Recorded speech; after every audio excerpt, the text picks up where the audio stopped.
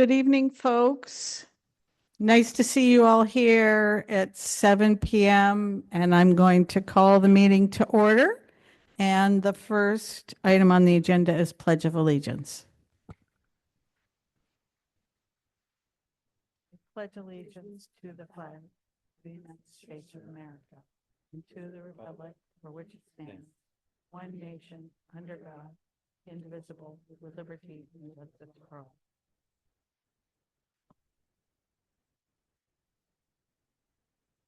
I apologize to people in the audience for wearing my sunglasses, but they're prescription and I didn't bring my regular glasses with me by mistake. So in order to be able to read, I need to keep wearing them. So, the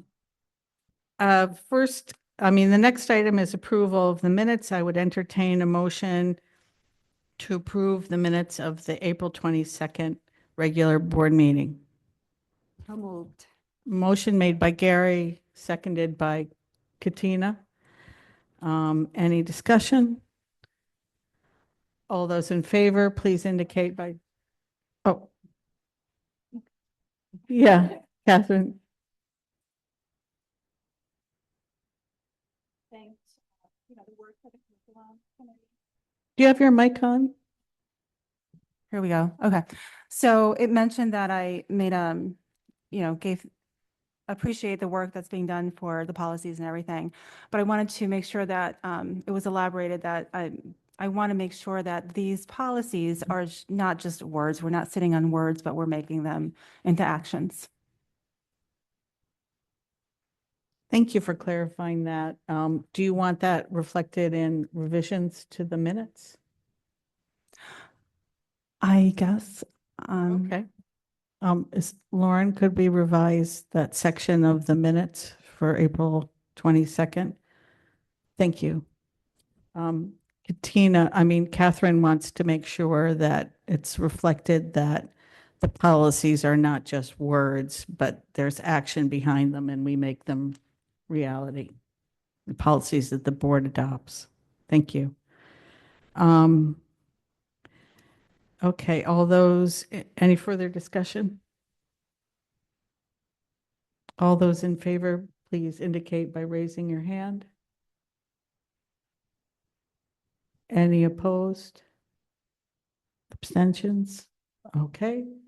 The minutes are approved. I'll entertain a motion to approve the special meeting executive session minutes from April 29th. So moved. Motion made by Paula. Seconded by Katina. Yes? I just noticed on the draft minutes, at the very end, it just says adjournment at 6:18, but that we actually adjourned at 7:58. On the minutes for the executive session. That's what we're talking about now, right? Yeah, it was 6:28 or whatever 7:28. What does it say on there? I'm sorry. Yeah, it's just, yeah. So we came out of executive session at 7:57. And then there was a motion made to adjourn the meeting at 7:58, and then it says adjournment 6:18. So it's just timing doesn't work. We just need to cut out just that needs to fix that. 6:18. Yeah. Yeah. I think that needs to be just struck from there. Yeah, because it was after 7:30 that we adjourned. Do you get that, Lauren? Thank you. Anything else? All those in favor of the minutes, please indicate by raising your hand. Okay. Motion carries. On my hand up. Should have put my hand up. Is there anybody who would like to speak during public comment, either online or in person here today? Yes, come on up, Nicole. Make sure you identify yourself for the public. Thank you. Good evening. My name is Nicole Day. I am the STEM coach at Barrow STEM Academy. I am also a resident of Windham. It goes without saying that the results from the referendum were disappointing. But now I have a lot of thoughts and concerns going forward, especially regarding Barrows. Knowing that we're looking at the probable loss of an administrator at Barrows, I've been thinking about how resources are being equitably distributed across the district. Are other schools and departments losing administrators also? Currently, Windham Middle School and Windham High School have 4 administrators. Windham High has about 40 more students than we do, but they'll have twice the number of administrators plus an ISS tutor, security officers, and school resource officer. Barrows is unique, as you've heard before, and as you know. We serve 9 grades, 22 districts. We have both a middle school and an elementary school program, and that is all within our specialized STEM program. I'm also wondering when we will hear as a public what some of the specifics are regarding the cuts that are going to be made to staffing, programming, et cetera, in our building and across the district. So I'm just looking forward to hearing that information as we go forward and hoping that the public will understand that the money from the state isn't going to fix all of our problems, and that we've got to fix some of our own here with our own taxpayers. Thank you. Thank you, Nicole. Is there anybody else who would like to speak during public comment? Okay. Now we're on to board chair's report. I just want to report that we have 2 absent board members tonight. And Mark may join us online. Lauren, I'm not sure he'll be able to. He's online? No. He said he was going to try to, but maybe he will. But we have a quorum, so that's just fine. I do want to say that we do have a budget report on, a budget update under the superintendent's report, so I'm not going to go into the details of where we are with the budget, but we can certainly discuss more when we get to that item on the agenda if board members have any questions about where we are on the budget process. I will also say that the next budget referendum will be on June 16th, just so members of the public know that. And I'm sure Dr. Gamero is going to go into that a little bit more. And I'm going to hand it over now to the superintendent to give the reports.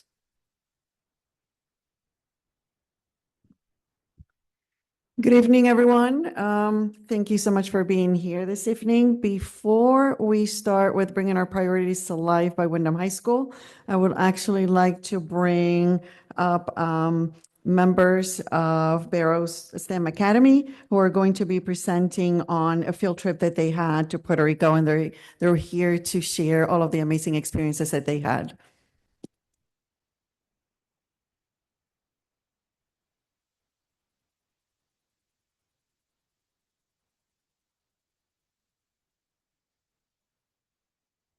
Hello again, Nicole Bay, Barrow STEM Academy. With me, I have 3 of our amazing 8th graders who traveled to Puerto Rico, and I'm going to let them tell the story of their trip. Just to remind those of you on the board, we spent 5 days, 4 nights in Puerto Rico, and the purpose of our trip was to learn some of the history and culture, because we know that many of our students here in Windham have a Puerto Rican background and are very proud of that. And we want to make sure that all of our students have a chance to experience that and learn about that culture, as well as have a STEM experience, do some service learning, and just the whole idea of the friendship and camaraderie that that trip brings. So I'm going to turn it over to Aurelia to start. Next slide, please. We learned about the bomba and traditional Puerto Rican dance Excuse me, music. could you just make sure you say your name before you start talking so the public knows who's speaking? Thank you. Sorry, my name's Aurelia Luna.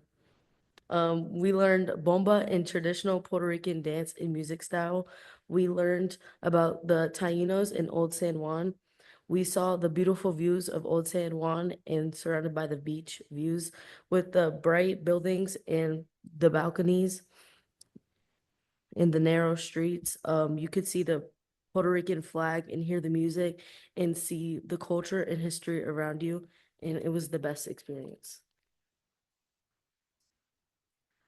My name is Ione Augusta, and here you can see we were learning how to help like the environment. So me and my friend Lorelai over there, we were building stairs out of wood, out of our resources around us. We were also building things in the water. Um, it was a good experience. We were building stairs because it was a very steep, slippery, muddy hill, and we needed to get down.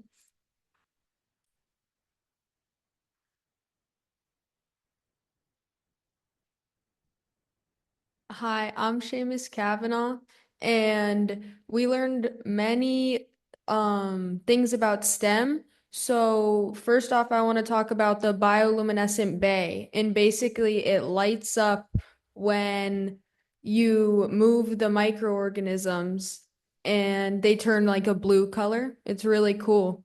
And then also we learned about some frog calls. They're called croakeets, and that's basically the sound they make. And they do that to communicate with each other through the forest. And when you're in there, that's all you hear.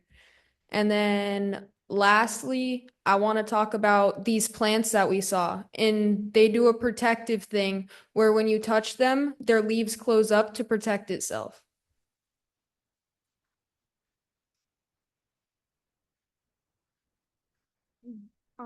My name's Ione Augusta again. This, as you can see, this was just us all coming together. This was a very good bonding experience. Me and Aurelia actually shared a hotel room. Me and all of my friends that showed the room, it made us very close.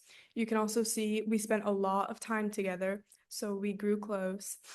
Yeah, we just had a great experience. My name's Aurelia. I would say the experience I had with my friends was good. It brought us closer together. So someone like you wouldn't normally talk to, you would now talk to at school. I brought my speaker everywhere around, and I played music wherever I went. So I think that's how people in Puerto Rico will remember me. So yeah, I think that brought us together in like good ways. I would talk to a lot of people about what we were doing, like, and I would hang out with a lot of people, like, when swimming. And honestly, I think just having things to do other than focusing on like being stressed about work, it just made people more like kind to each other and help people closer to become closer together and build a relationship. I also want to point out that School Tours of America, who is the organization that we work with, every year they give us a medallion, and it's a citizenship award. And they ask us throughout the trip to think about a student who really epitomizes what citizenship is, of just the camaraderie and really embracing everything that we did. And Seamus was the recipient of our citizenship award this year. I will say that, and I'm totally honest here, all three of these students were contenders for the award. We had to deliberate for a while. It was a tough decision. Aurelia's speaker, everywhere we went, yes, there was music playing, but it wasn't just music was playing. The kids were up and they were dancing and they were interacting, and it was just a wonderful atmosphere to be in. Ione was like a total boss, and when we were at Casa de la Selva, which is the rainforest place, and we were doing all the service learning. Like, she wasn't letting anybody off the hook. Let's go, get the wood, get the hammer, let's go. So these three right here, I was so glad that the three of them chose to come tonight, because they really do epitomize what was wonderful about the trip. Thank you so much for supporting us in that, in any way that you have, by first allowing us to go and then any of our fundraising. And thank you so much for inviting us back to tell a little bit about it. I don't know if you know or not, but we started and ended our trip with Dr. Gomero. First thing in the morning, on our way out, it was like 4:30 in the morning, and there goes Dr. Gomero. I'm like, oh, did you come to see us off? And she's like, well, actually, and then she was seated right behind us on the plane on the way home. So it was almost like she was there with us. It was great. So thank you again for your support, and thank you to our fabulous students for coming and telling us about the trip. Thank you. What a great way to spend your April vacation. And thank you to everybody who worked so hard on making that trip happen. Does anybody in the board have any questions? Catherine? I was just curious, how many students are able to participate out of the whole? Wow. That's great. And so you mentioned fundraising. How are students selected to go? We really shouldn't have sorry. conversation back Okay, I'm and forth sorry. unless you're back at the mic. Thanks. So the answer to the first question was last year, 11 students went. This year, 22 students went. Right, and students self-select if they would like to go on the trip. To make sure that all students are eligible, we do a tremendous amount of fundraising because it is a pretty costly adventure.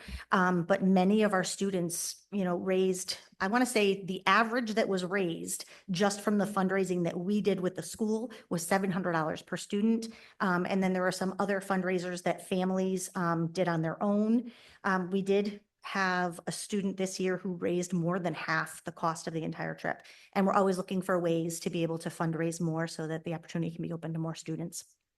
That's great. Thank you. Sure. Anybody else have any questions?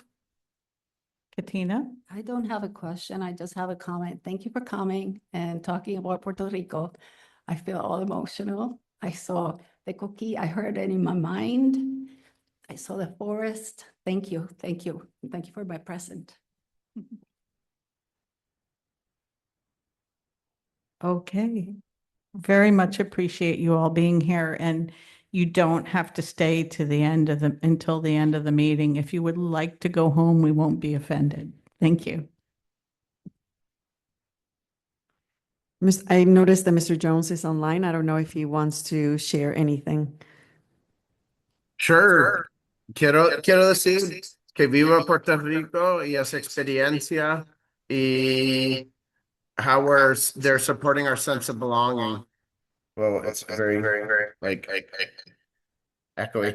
But yes, what a great experience. I want to thank Nicole Bay and our students for their hard work and making this experience come to life. Thanks, guys.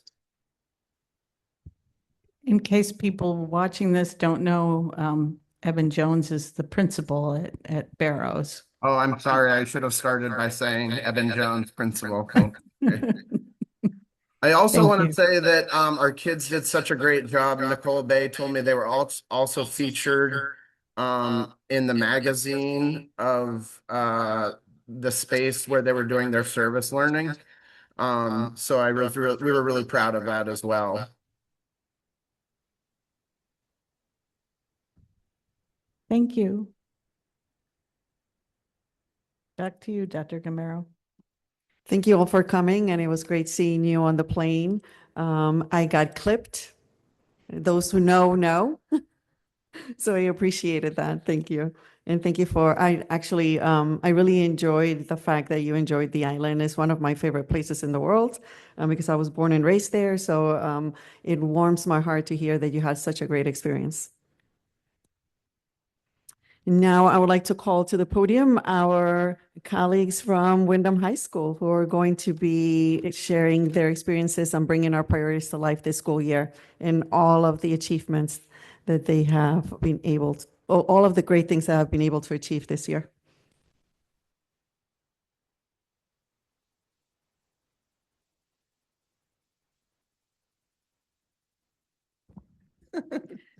Good evening. I'm Pamela Kavanaugh, principal of the high school.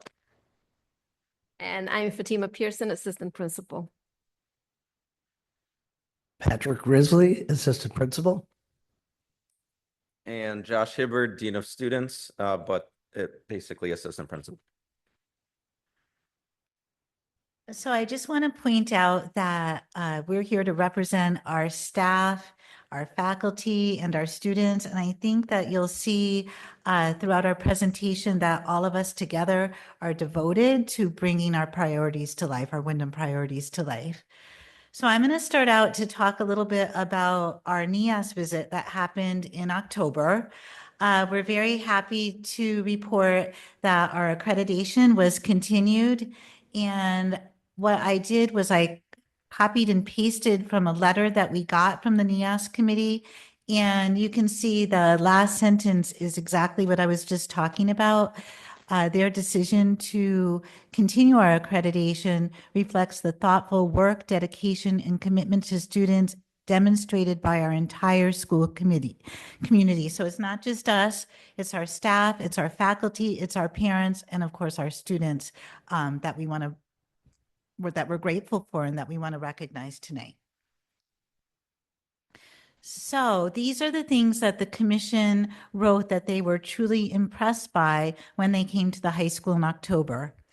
The commitment to giving our students hands-on training and improving job prospects in the areas of CNA, the manufacturing program through our Youth Manufacturing Pipeline Initiative partnership, and our Child Development Association partnership that we have with EWIB, and working right in back at the Early Childhood Center. Of course, they were impressed by our state-of-the-art facility and how it supports 21st century learning. And then the authentic connections between faculty and students, La Familia. The dedication of our school to providing specialized programming and support that addresses diverse student learning needs and maintaining a focus on inclusion within our whole school community. There's more. Our commitment to providing professional learning. We have structured PLCs, professional learning groups that meet Tuesday, Wednesdays, and Thursdays in our school. The professional development days and the funding from you to support curriculum development and alignment. And then they were very happy to see our library and our makerspace, the up-to-date technology and the materials that our students have to create fantastic work. Just even today, I watched our sewing club leave and they had made these cute little watermelon bags using materials in the makerspace. So that was really awesome. The efforts of our faculty and administration to engage our families in academics, co-curriculars, and athletics. The strong support provided by the school districts for its high-need students, including students with limited and interrupted formal education, our new arrivals, and our students with individualized education programs. I think that was evident also today. The State Department of Education visited our school to see our special education programs, and they were very impressed and happy during their visit. They were also very pleased to see our school-based health center and the fact that we have very clear protocols in place to guide our school community in the event of a crisis. So we were very, very pleased to have the NEAS collaborative visit, and they will be back in October of 2027. And up next is Ms. Pearson and Mr. Riz. Whoops, and presents. Pass out presents. Yeah, go ahead.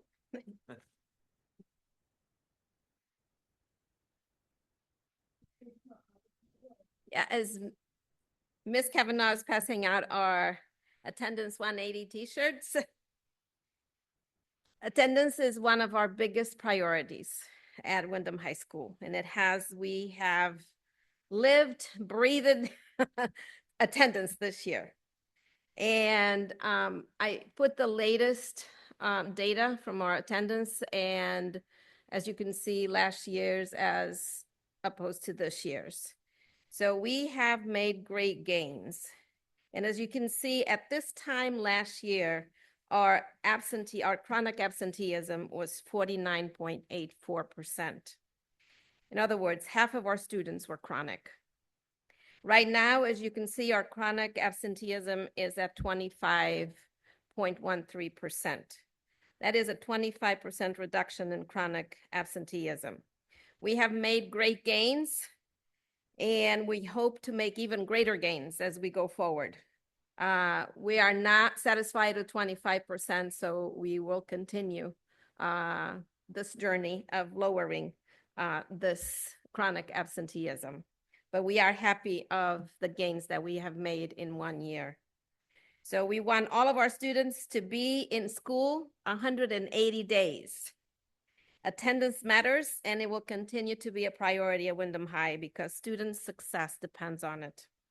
Now, Mr. Risley is going to speak on some of the things that have helped improve our attendance this year. Mr. Risley. Thank you. As you can see up on the board, we implemented an attendance guideline this year that focused on chronic absenteeism, where if students had 8 or more absence, they would lose credit in a course for the semester.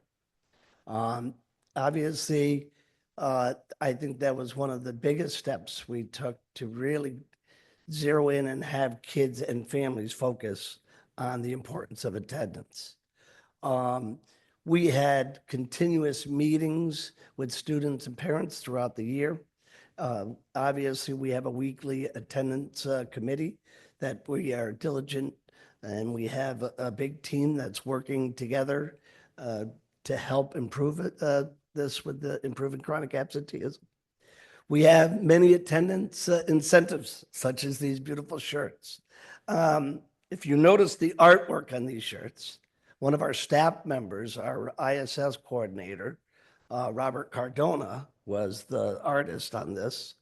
He did a beautiful job, and we knew the kids would really appreciate it. If you could see some of the pictures with the staff members and students wearing the shirts proudly.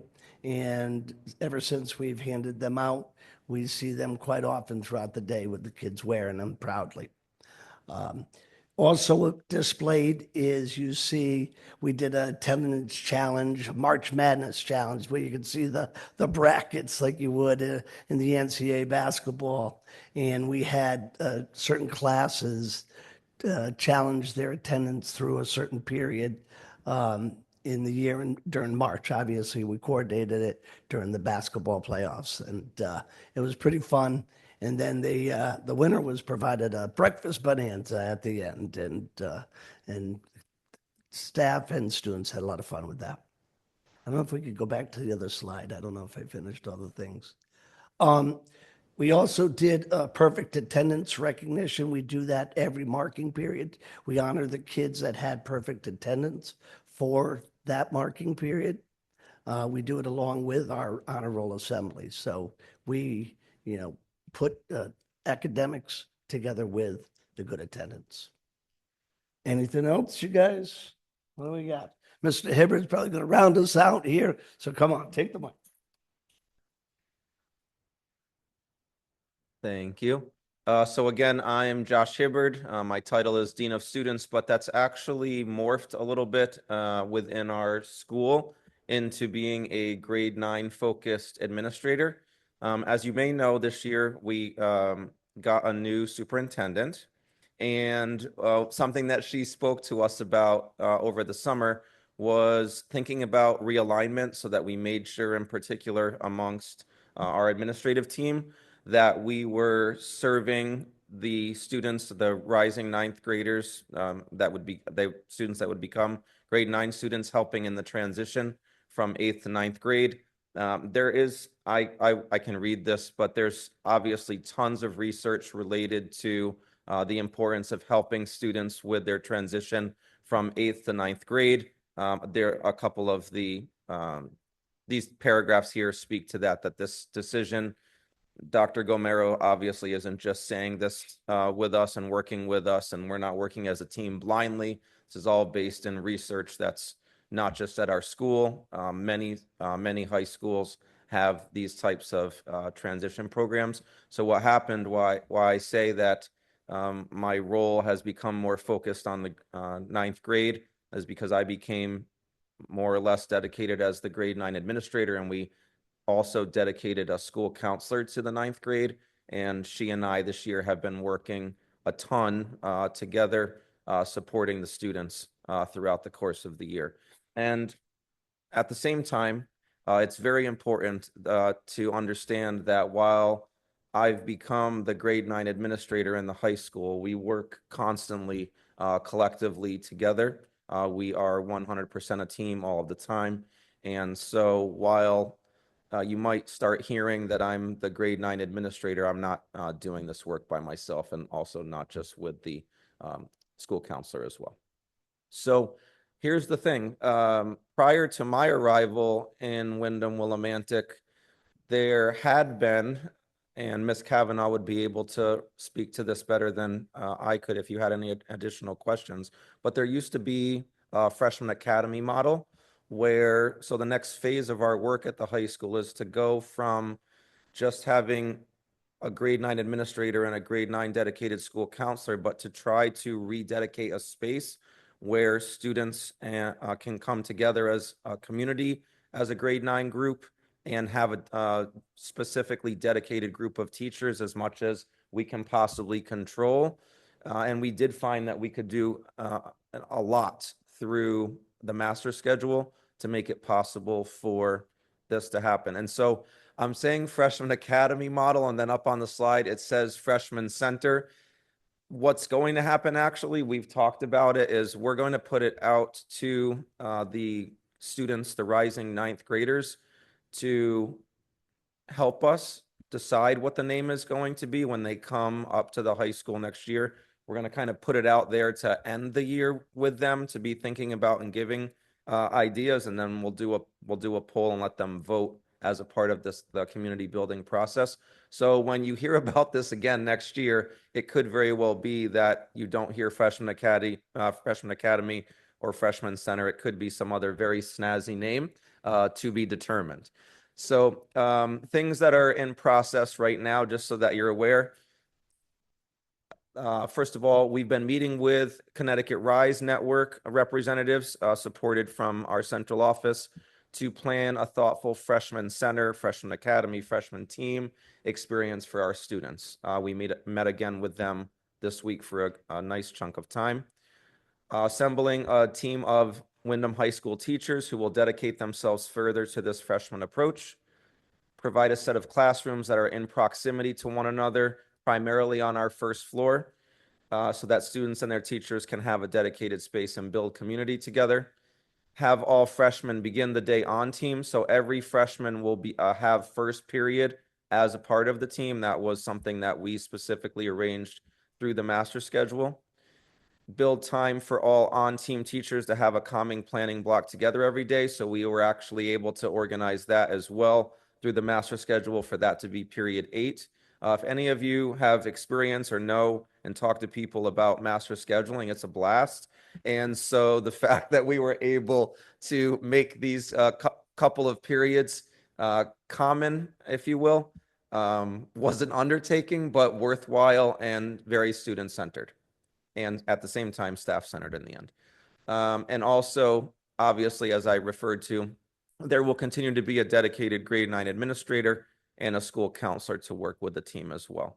So we're excited. Again, this is something that has existed at the high school before that I don't have experience with. Ms. Kavanaugh taught on this under this freshman model before.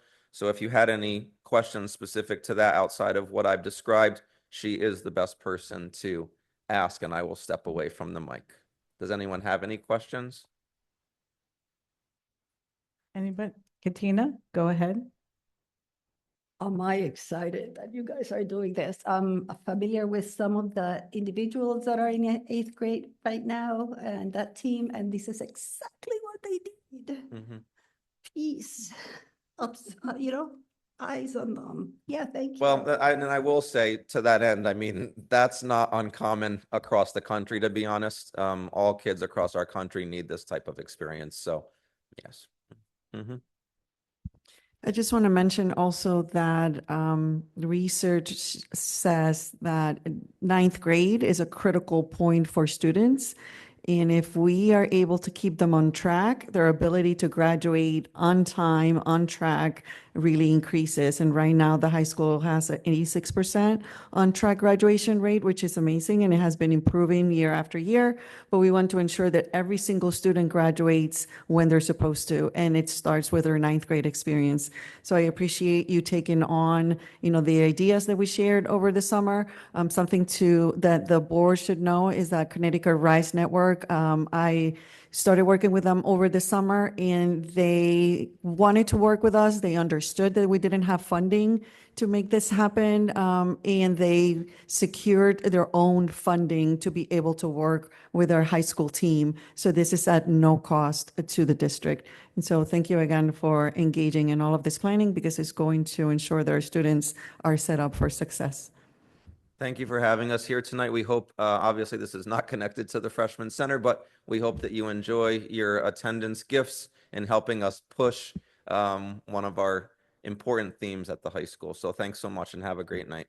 Thank you very much for the team and all the work that you're doing. And it's really nice to hear more about what's happening at the high school. Appreciate your work very much.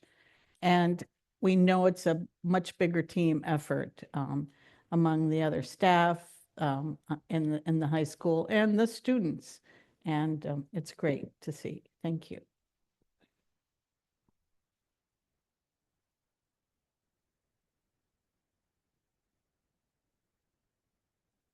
I have a very brief budget update. As you all know, tonight there is, right now, it's happening right now. There's a Board of Finance special meeting where they're going to be discussing what is going to be the budget that they're bringing to the community for the next referendum. So really, without us having, number one, what is the percentage that the Board of Finance is going to decide on tonight, and whether or not that budget passes on June 16th. There's really no more information that I can share with you in terms of the budget. So I want to highlight the 3 dates. Tonight, there's the special meeting where they're going to be setting up the budget for referendum, hopefully. And the public hearing is happening tomorrow. So I encourage members of the community to come out and just share their experiences. And on June 16th, we have scheduled the referendum where the community comes out and votes for the BOE and the town budget. Something that I want to remind everyone is that with our 3.97% budget increase request not having passed, that means that it is critical for us to either get something from the referendum, or in the event that we go back to 0% increase, which is something that, it would be very difficult for this community and our board, our school community to be able to bounce back from. We do have additional funding that is coming from the state, but that would be entirely used to cover for that 3.97% increase that we needed. So a reminder to individuals that in order for us to have a maintenance budget, we needed 9.50% budget increase.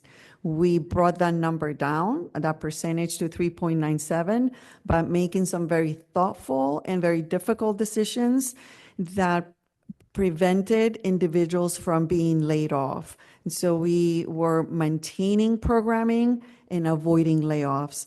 And that was how we were able to bring the number down to 3.97%. Those phase 1 cuts or movements that we need to make throughout the district, we are moving forward with those, because that is how we got to 3.97. And so if we don't get the 3.97, then we need to, make additional decisions.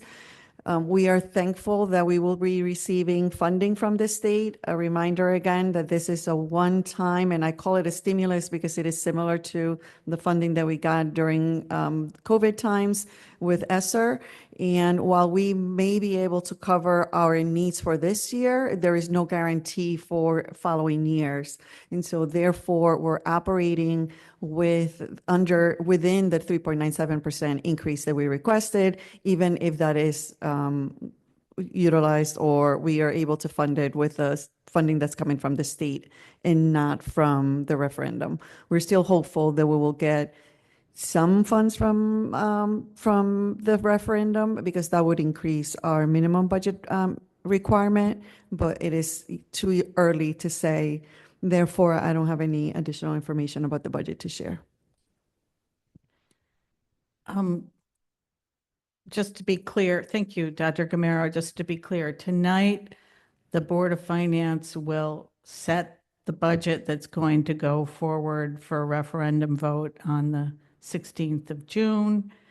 The public hearing tomorrow night is for anybody to come talk to the Board of Finance and public comment.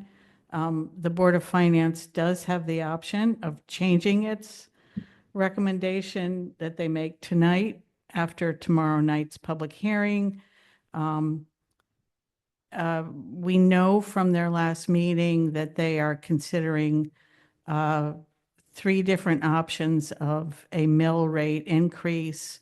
How that gets divided up between the Board of Ed and the town, and what their stated goal going into tonight's meeting was to go to referendum with an increase for the Board of Ed and the town.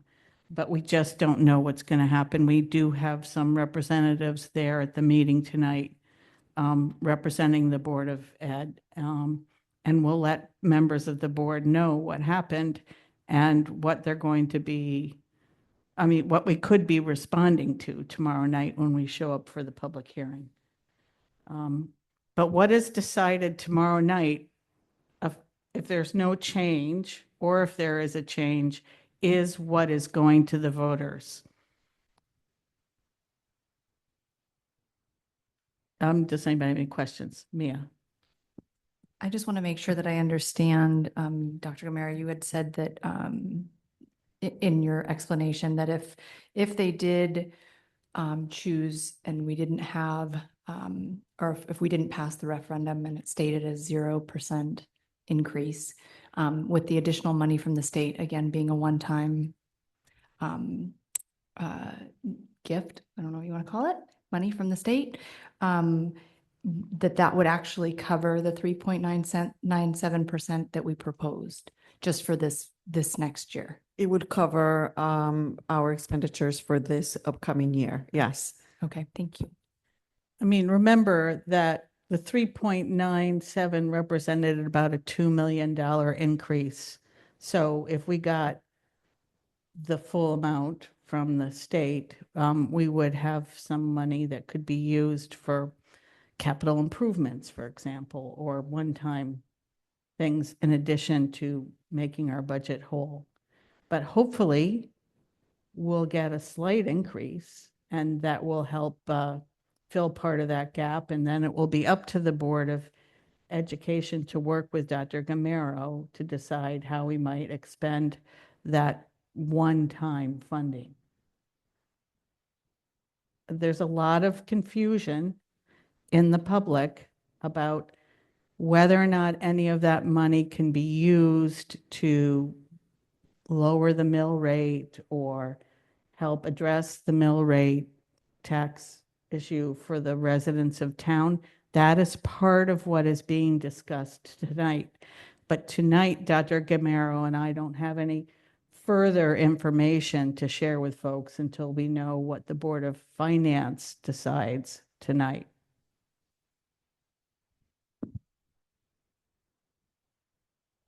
Catherine.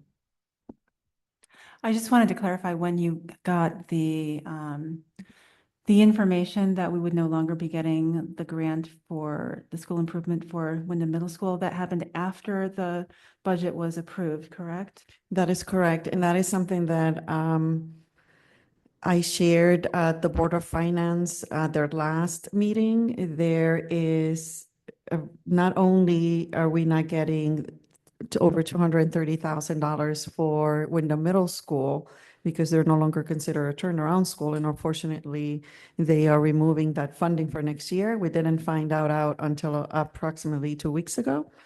In addition to that, our budget, part of it is made on assumptions of funding that we're getting, and there are additional funds that we're no longer getting after we set that 3.97% as our baseline. So for instance, we're getting $48,000 less that we were anticipating being able to move forward from Title I as for a 2% set aside. We had to utilize that money to provide transportation services for homeless youth. We are getting $48,000 less for early childhood that we are going to have to remove from our projection of the the monies that we were going to get for next year. In addition, at this time last year, we had $300,000 more that we were counting on for the tuition that we get from Barrows STEM Academy, because there was a state cap placed on tuition. We are getting $300,000 less from tuition. So again, that was all factored into getting to that 3.97%, which means that we would need an additional about $1.3 million more. So that's why one of the messages that Mr. Ray Dolphin and Neil Weathers are sharing tonight at the Board of Finance is that we need all of the money. We need it all. They cannot utilize those funds for anything else because we need all of it. Thank you. Katina? Question. Has the legislature written and given to the towns exactly what the guidelines are on how to use that money? Because it would be important if that is crystal clear to the finance board. There's a memo that was shared with the Finance Board this afternoon from the Office of Policy and Management. The head of the State Office of Policy and Management is essentially the budget office for the state of Connecticut. It does, I just saw it come across my desk. I've been on the road though all afternoon and I haven't had a chance to look at it very closely. Could we have a copy of that? I will so that- share it with you, but Yes, I don't have yes, access yes. to it Okay, right now. Thank you. Thank Yeah. you so much.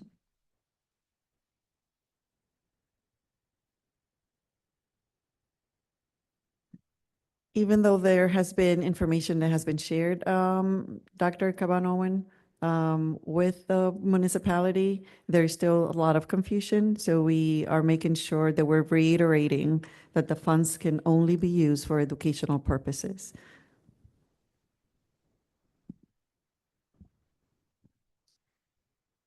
As everybody knows, it's been very confusing. And that's part of the reason there was so much confusion going into the referendum. Because after that budget was set, then all this other money came to light and nobody could give us clear answers. I mean, we got some answers, other people got different answers. Different people had different interpretations. So I think everybody should hold on what we're saying publicly about the budget until we know more about what they decided at the Board of Finance and how we want to respond to that. But we will come up with talking points. Anybody else? Okay, next up on the agenda. Thank you all for all your questions. Those were great questions. This is one of my passions, is actual, instruction. That's why I wanted to become a superintendent. And so I'm excited to share some of the experiences that we had in the implementation of instructional rounds. As you know, that was one of our areas of focus for this school year. Our areas of focus were attendance, ensuring that, we had a positive school climate and culture where students felt safe and included and that they belonged, and also ensuring that students had access to high quality instruction that was standards driven and grade level. So in order for us to assess and address whether or not our students are receiving high quality instruction, we implemented instructional rounds. We came into all of our schools. We visited all 8 schools. We visited over 100 classrooms. We worked in collaboration with Partners for Educational Leadership. They supported that process and they were great in helping us implement it with fidelity in all of our campuses. The teams that went into the classrooms were comprised of us at central office. I made sure that there were members of the cabinet who participated every time, in addition to the school leader. Sometimes there were teachers, there were coaches, and other staff that, that had different perspectives as to what was happening in the classroom.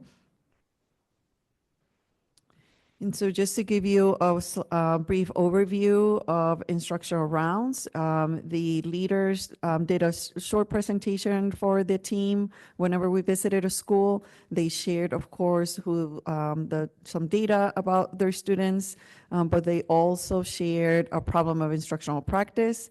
And then after they shared that information, we went into classrooms, we collected low inference data, and then we analyzed that data when we came back together, and then we identified what the next steps would be. There were both immediate next steps and then others that would be like more long-term. When we went into the classrooms, we were really looking at the relationship in the instructional core. So is that relationship between the teacher, the student, the content, and the task? And we were interested in seeing what is it that the teacher is saying and doing? What is it that the student is saying and doing? What is the content? Is it grade level? Is it standards driven? And then what is it that we're asking students to do? But more importantly, what is it that students are actually doing? There is a difference between what we ask students and perhaps what is it that they are completing or they're engaging in. The data process was very simple. We had a worksheet, as you can see on the left-hand side, and the questions were, what is the teacher doing and saying? What are the students doing and saying? What is the instructional task? And how are students making meaning of the context? And as I mentioned, the data that we were collecting at first was very specific and descriptive. So rather than saying we went into the classroom and there was a positive climate and culture, we were very specific. There was evidence of A, B, and C. And so we made sure that we stayed low in the ladder of inference when we first went into the classrooms. And so we wanted to make sure that the data that we were collecting was, as I said, was very specific. And then when we came back to talk about what we saw, we tried to maintain ourselves in the lower rungs of the ladder of inference. And it wasn't until we were drawing some conclusions that then we could bring in some of our opinions and our experiences. The debrief process included, after we went into the classrooms, we all took down the data, that we individually reviewed our notes, and we identified on sticky notes 5 to 10 data points that we wanted to share with the rest of the group. Then we shared that data. We asked questions about what was being said in the event that we didn't understand or we needed some clarification. Then we worked in small groups to cluster the data, depending on the trends that we were seeing. We summarized the findings, and then we shared that information with the leaders. And as I mentioned, the leaders then identified areas of focus for the remainder of the school year and, of course, for moving forward, because this is ongoing work. And something that multiple of our principals shared is that they appreciated that they had something to work on right away and that it was something that was doable. We tend to sometimes do things that feel very big, and we think that we need to like redo all of the curriculum or, do professional development for everyone. But they were very, there were entry points in each one of our schools where leaders felt like, oh, I can do this. I can do it at next PLC. I can put it in my notes. I can go in and model for teachers. And I'll pause here before I continue, so just in case there are any questions before I go over some of our findings. Mary. The Partners for Educational Leadership, is that a state group or? That is an organization in the state of Connecticut. They're not a state group. They're a private organization. They work with districts from across the state. We were very lucky, I would say, that we had a contract with them last year that we were not able to fully operationalize. Therefore, we had 9 sessions that we could use this year. And so we took advantage of that and capitalized on their knowledge, and they were able to support us throughout the entire process. I just would love to have the slides after the meeting so I could read them and kind of meditate on them. Thank you. Absolutely. Catherine. I was just curious about how you handled going into classrooms where Spanish was being the language of instruction with, did you have staff members only that spoke Spanish, or how was that handled? So we had a combination of staff members who spoke Spanish, including myself and other members of our team, as well as teachers. So we had a representation that was able to understand what was happening in the classroom. And something that we actually enjoyed was being able to go into those classrooms that perhaps in the past we may not have been able to go into or didn't feel comfortable going into.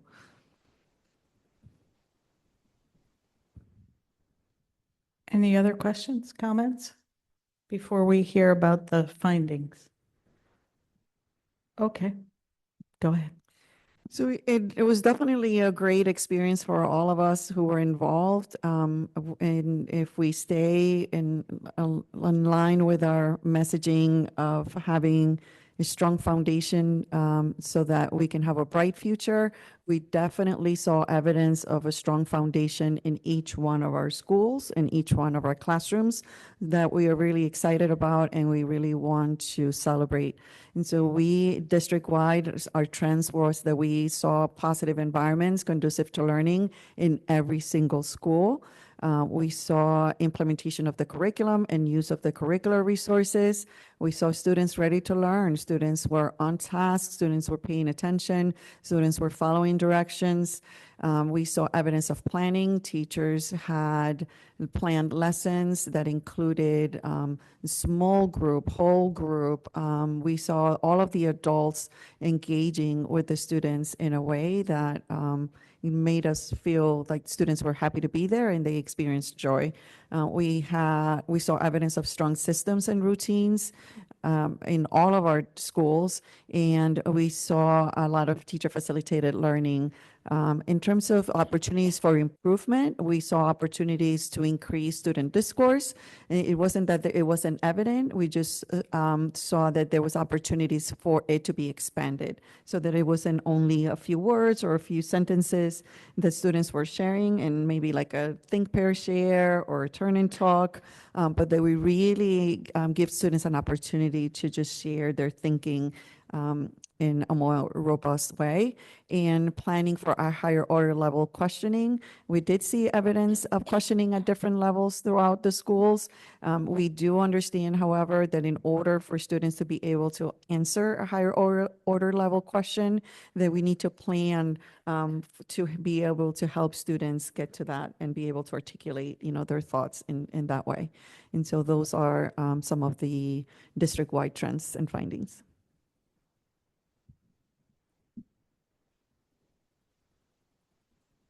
Any questions? Yeah, I'm just curious a little bit more about the planning and preparation for the instructional round. So I'm assuming, I know we've talked a little bit more about it. Teachers, they know the date that the team is coming into the classrooms.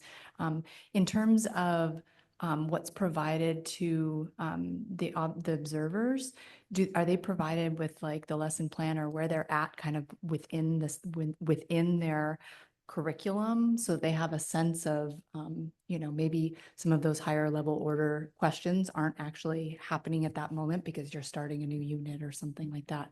What kind of information do you get ahead of time before you're actually going into the classroom about where they're at? So we do not get information ahead of time of when we're going into the classroom. The individuals who are part of the team are aware of, however, of what grade level instruction should look like and what are the materials and resources and the curriculum for each grade level. And so that is information that we have going in. We also make the statement and remind individuals that this is a snapshot of us going into a classroom, that maybe after we left, there was something that something happened and we missed it. But when you go into over 100 classrooms at different times of the day, and you see this as a pattern, then it's something that we need to address as a community.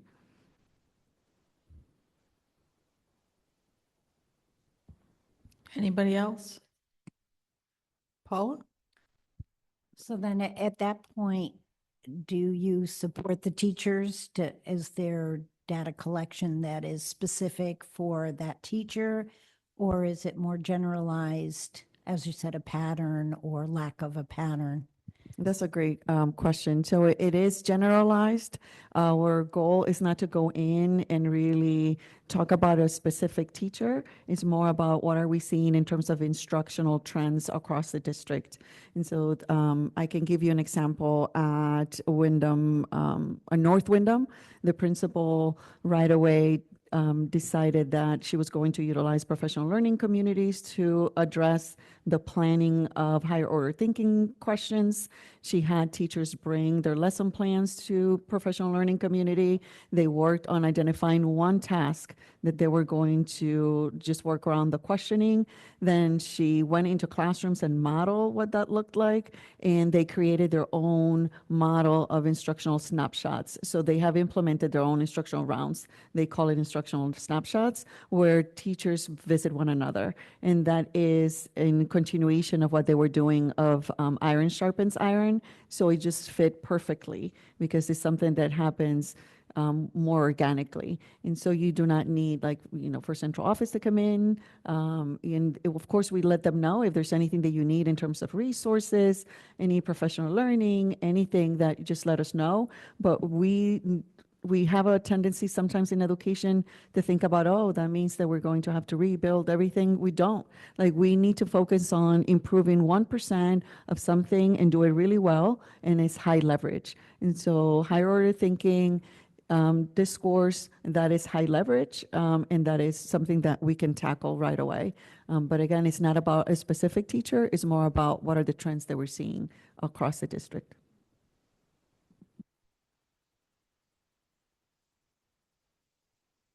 Anybody else?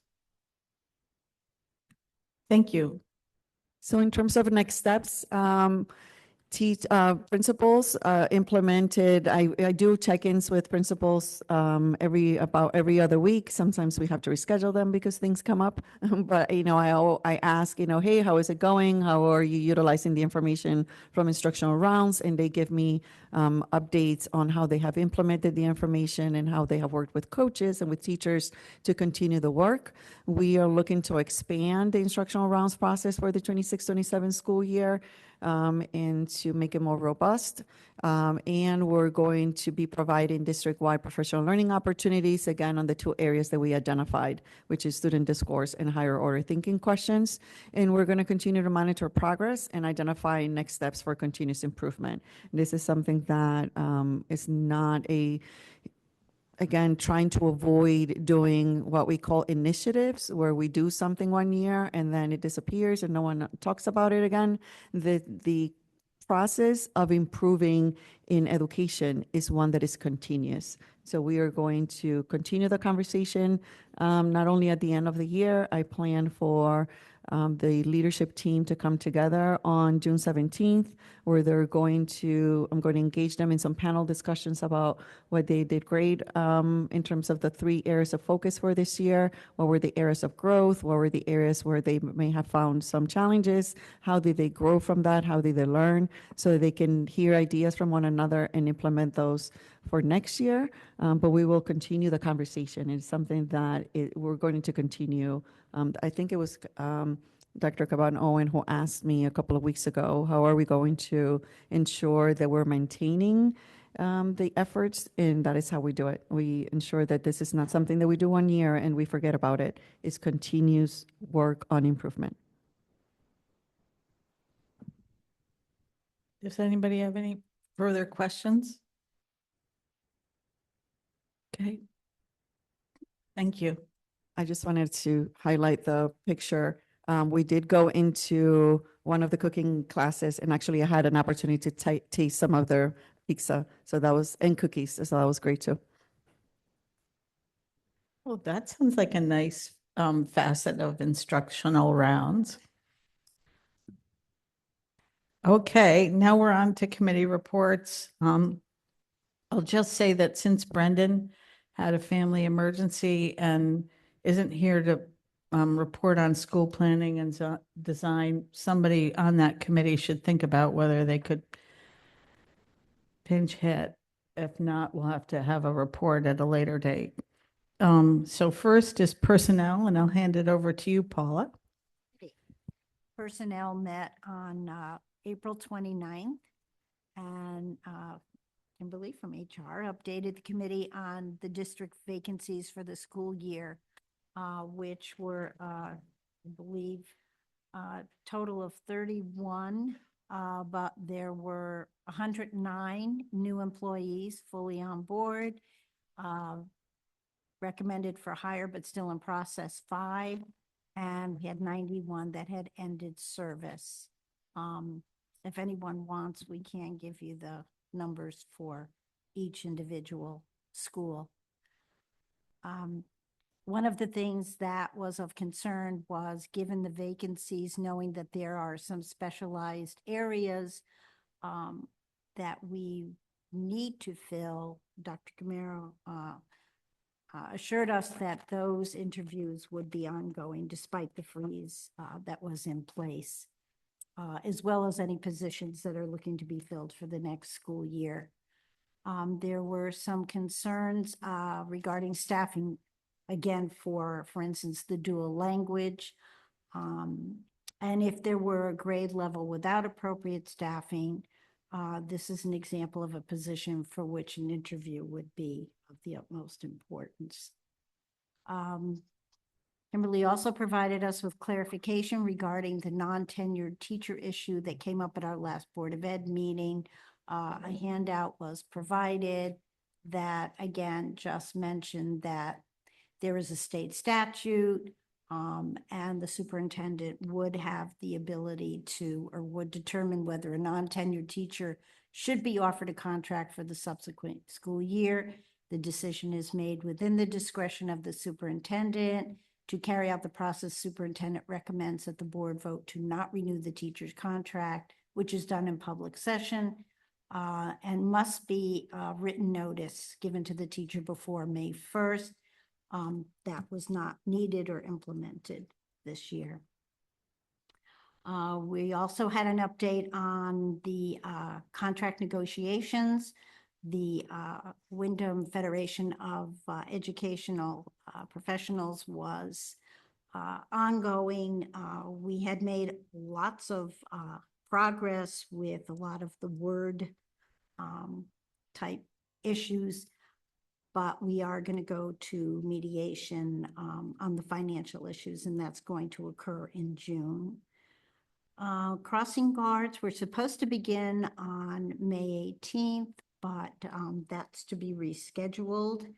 And we did start the cafeteria negotiations in the sense that we met as the negotiating team and started talking about some things that will be in discussion next Tuesday, when we will meet with the union cafeteria workers. And let's see. And I think that's it, unless anybody has any questions. Does anybody have any questions for Paula? Okay, thank you for that report, and thank you for all the work that's going on behind the scenes. A good team. Policy, Katina. Yes, so we met on May 6th.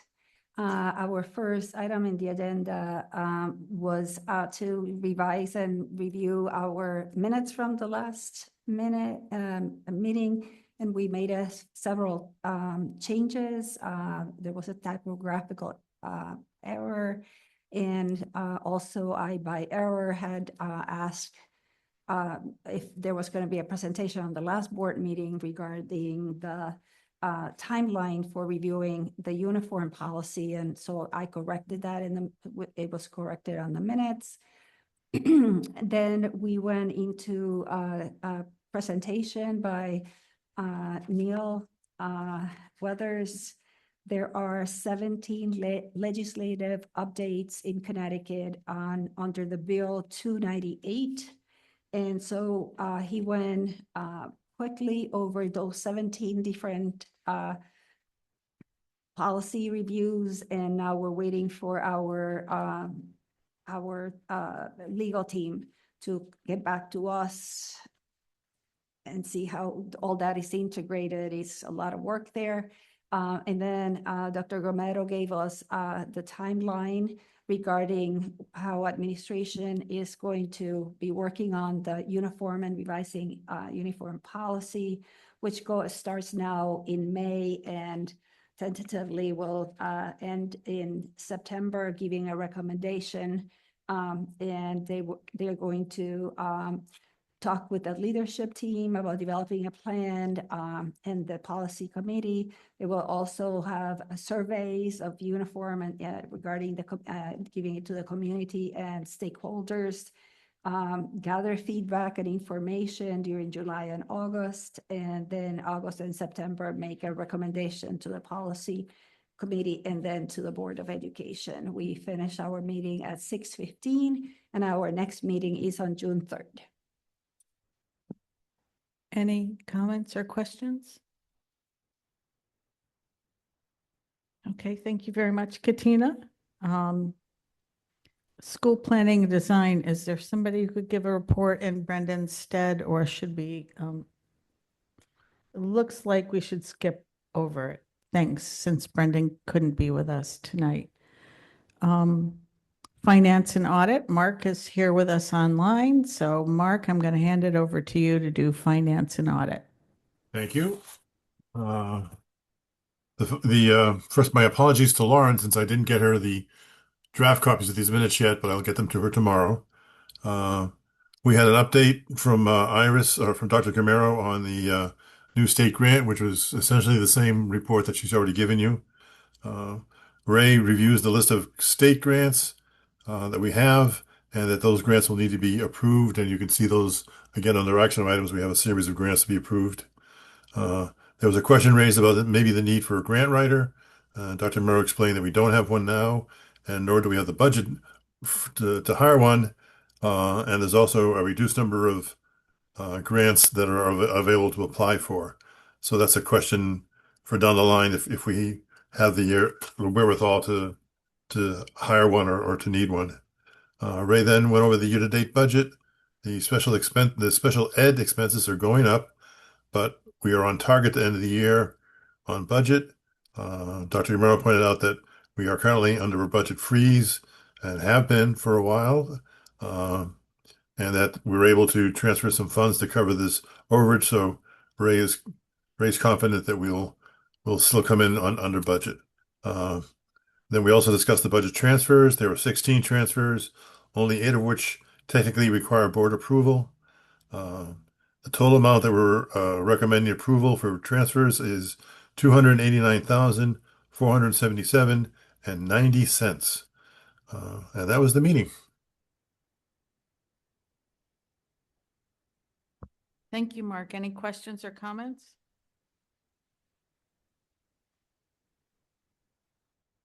Okay, hearing none, we'll keep moving along.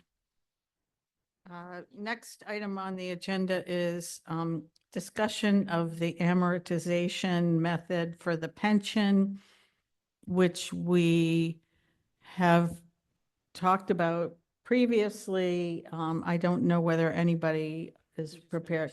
Yeah, okay, go ahead. You all were part of the presentation that was done, I believe it was about a month ago, on the pension amortization method options that you all had. So I'm just sharing with you Mr. Dolphin's recommendation, as this was a request from the board. So he writes that we were provided with 3 options: open, closed, and layered to fund the pension. All 3 have characteristics that could possibly be beneficial, but we haven't been presented with compelling evidence to choose either open or layered amortization methods. He shares that layered method is currently more expensive with no guarantee of better benefits in the future. The open method could be less expensive, but we would open ourselves to a risk of not being fully funded. And he's making a recommendation for the Board of Education to vote to continue what we currently have in place, which is the closed amortization method to fund the pension. Okay, so we can open it up, but does anybody have any questions or concerns they'd like to raise?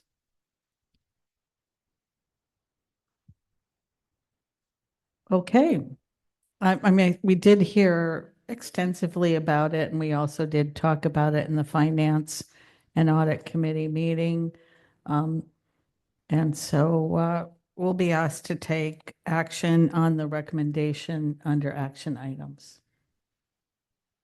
Thank you for all the work that went into getting us to this point, to Ray Dolphin and anybody else. So now we're on to grants, and we have items D through O on our action agenda, which are all approval of acceptance of grant submissions. So, Dr. Gamero, are you sharing anything with us at this point for discussion? Yes, I want to remind everyone that these are grants that we have already received over the 25-26 school year. So these are current grants. And so you have a list of them, and I'm going to read over the ones that we're asking for approval for today. And so we have the Adult Education Grant. The Adult Education Grant is a competitive grant that has been submitted to the Connecticut State Department of Education with an anticipated revenue of $281,459. The grant serves to provide tuition to EastCon, who provides adult education classes in multiple subjects and programs to Windham residents. In 24-25, the grant helps serve over 600 individuals participate in at least one offering. We also have the after-school grant for elementary submission. The after-school grant for elementary has been submitted to the Connecticut State Department of Education with an anticipated revenue of $153,680. Grant funds support staffing and programming at Windham's before and after school program at Notchog, North Windham, Sweeney, and Charles H. Barrow STEM Academy. We also have the ESSA School Improvement Grant for Windham High School. This grant has been submitted to the Connecticut State Department of Education with an anticipated revenue of $50,000. These funds are supporting training and capacity building for Windham High School staff in developing and implementing multi-tier systems of supports this year. We also have the ESSA School Improvement Grant for Windham Middle School. And that grant has been submitted to the Connecticut State Department of Education with an anticipated revenue of $228,920. The grant funds are used to support school efforts to improve math and ELA student achievement and growth. And this includes funding instructional support staff. And this is the grant that we are not getting next year. On the next page, we have the Family Resource Center grant. The Family Resource Center grant has been submitted to the Connecticut State Department of Education with an anticipated revenue of $111,363. These grant funds support staffing, supplies, and programming for the Family Resource Center at Notchog Elementary. We also have the IDEA grant. It has been submitted to Connecticut State Department of Education with an anticipated revenue of $1,052,879 for Part B sections 611 and 619. IDEA grant funding in Connecticut supports special education and related services for children with disabilities ages 3 through 22, ensuring a free, appropriate public education. These federal funds, managed by the Connecticut State Department of Education, help cover the excess cost of special education, including personnel salaries, assistive technology, and early intervention services. In addition, we have the LP1 grant.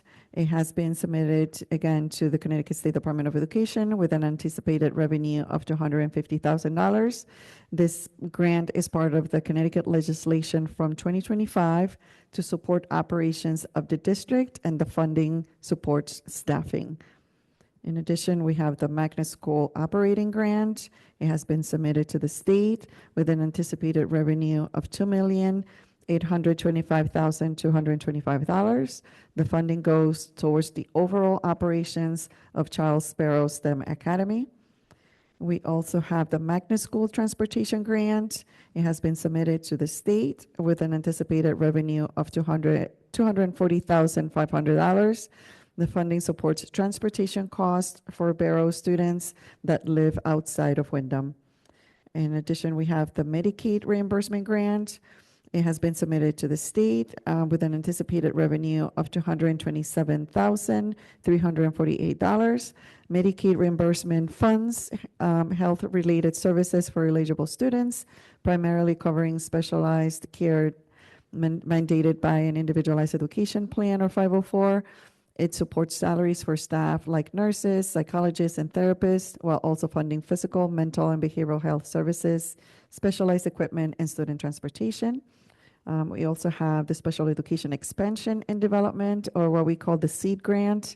It has been submitted to the state. We anticipate a revenue of $427,062. This grant supports increasing in-district capacity to educate students with disabilities. Funds are used for hiring new special education staff, providing direct services to students, and purchasing specialized equipment. We also have the school-based health center grant. It has been submitted. The revenue that we anticipate is $450,423 for school-based health centers located at Barrows, Windham Early Childhood Center, and Windham High School. These grants cover the costs not covered by insurance, such as care coordination, health screenings, and preventative care. In addition, we have the Teacher Education and Mentoring, or TEAM grant. It has been submitted to the state. We anticipate $5,118. And the Connecticut Teacher Education and Mentoring Program provides mentorship and professional development for new educators. And it primarily funds the infrastructure, training, and resources needed for full implementation of the program. And we also have the consolidated Title I and Title II grants. They have been submitted to the state. We anticipate $2,284,204. The funds provide supplemental funding to local schools districts to support low achieving and disadvantaged students by funding extra instructional staff, professional development, and educational materials to help students meet standards. And that is all of our grants. Does anybody have any questions? Paula? Excuse me, isn't there a school-based health center at North Windham? Is that of different funding, or is that not to be included? I would not be able to provide that information for you today if it's that we missed that school or if it's a different funding, but I can find that information for you. Thank you. Any other questions? Okay. So now we go on to action items. And before we start off with A, my question is, can we do the acceptance of the grant submissions D through O in one motion? If anybody knows, we can. Right. And, okay, thank you. So we can make a motion to combine D through O, approve that action, and then we can take action on the motion, on that. So when we get to that, we'll deal with that. So first, I would entertain a motion to approve the out-of-state field trips for the Windham Middle School field trip to Old Sturbridge Village and the C.H. Barrows field trip to Old Sturbridge Village. So moved. Motion made by Katina, seconded by Gary. Any further discussion? All those in favor of the motion on the floor, please indicate by raising your hand. It's unanimous. Thank you, Mark, for voting. So that motion carries. Next, I'll entertain a motion to approve the amortization method for funding the pension fund using the updated mortality table and the recommendations made by Mr. Raymond Dolphin. So moved. Motion made by Mark, I'll second. seconded by Mia. Any further discussion? All those in favor, please indicate by raising your hand. Okay, unanimous. Next, I'll entertain a motion for acceptance of a donation for the lock-in for literacy program from the Asian Bistro owner Yulu Zheng of So moved. $2,000. So moved. Motion made by Katina, Second? seconded by Paula. Any further discussion except to thank her? Yes, Paula? Question, I know that's coming up pretty soon. How, are we well funded for that? It is my understanding that we are, yes. Thank you. Katina? And it will be on June 5th, and I hope many board members come and attend at least for a little while. Thank you. Any further discussion? Did I get the motions on that? I'm lost track. Yes, okay. Okay, all those in favor of the motion on the floor, please indicate by raising your hand. It's unanimous. Thank you. And then next, I would entertain a motion to combine items D through O, the grant submission, acceptance of the grants. So moved. Motion made by Mark, seconded by Katina. Any further discussion? All those in favor of combining these motions into one, please indicate by raising your hand. Okay, unanimous. So now we need to vote on accepting all these, correct? Okay, I'll entertain a motion to accept these grants as combined. So moved. Motion made by Paula, Second. Second. seconded by Mia. Any further discussion except to thank the staff for all the work that goes into submitting all these grants?